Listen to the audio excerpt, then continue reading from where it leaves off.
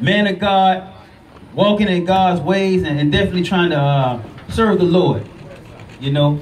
And he doing this, he killing his flesh for y'all, for Christ, just so God can be glorified through his body.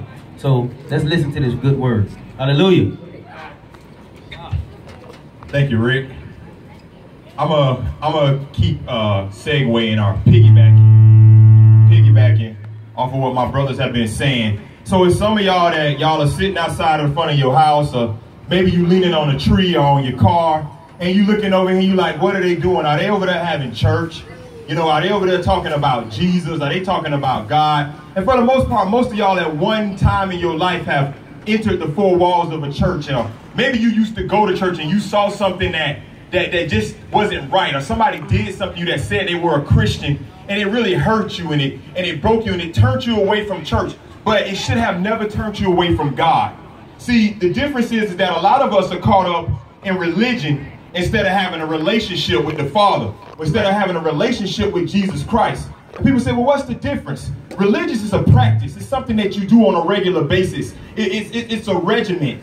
But what we're talking about is a relationship, something that continues to grow, something that you continue to develop on a regular basis. And the only way you can have a relationship with maybe your husband or your wife or your significant other or your baby daddy or your baby mama is that y'all have to constantly be in communication with each other.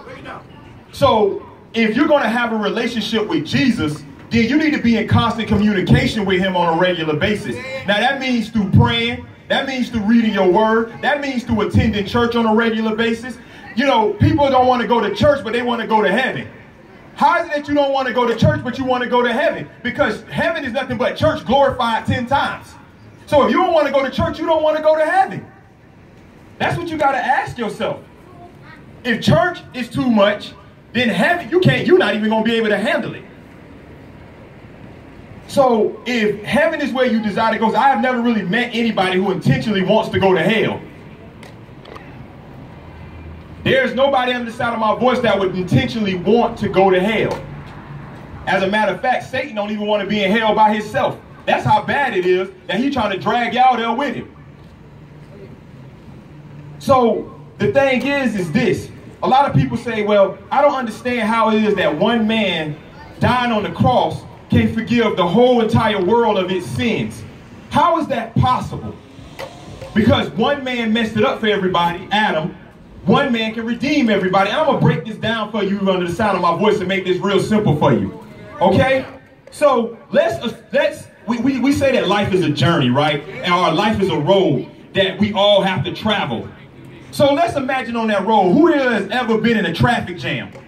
You ever been in a traffic jam? If you can hear me, you just raise your hand. You ever been in a traffic jam? We all been in a traffic jam. And you don't know what's going on. All you know is that the traffic is halted. The cars are not moving. Nobody's going anywhere fast. But you don't know how it happened. You were not there when it originally happened. But you're affected by what happened. That's what sin is. We weren't there when Adam and Eve took that fruit off the tree. But we've all been affected by their decision. You weren't there when that car collided with that other car, or that truck hit that car. You weren't there. You even had nothing to do with it at all. But if you're on that same road, you're on that same path, you are affected by what happened. And if you ever been in a traffic jam, you ever been caught in traffic, don't you just wish that some kind of way out of nowhere that this scenic route would appear so you can get out of that traffic jam? Well, that's what Jesus became for all of us. He became that scenic route. He became that way out of that traffic jam.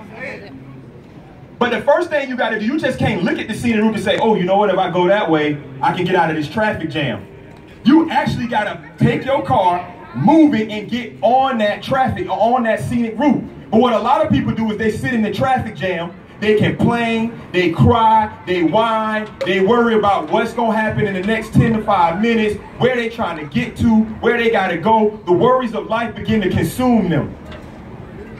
And they're afraid to take that scenic route. You know why? Because sometimes you don't know where that scenic route is going to lead you. You just know that it's going to get you out of that traffic jam.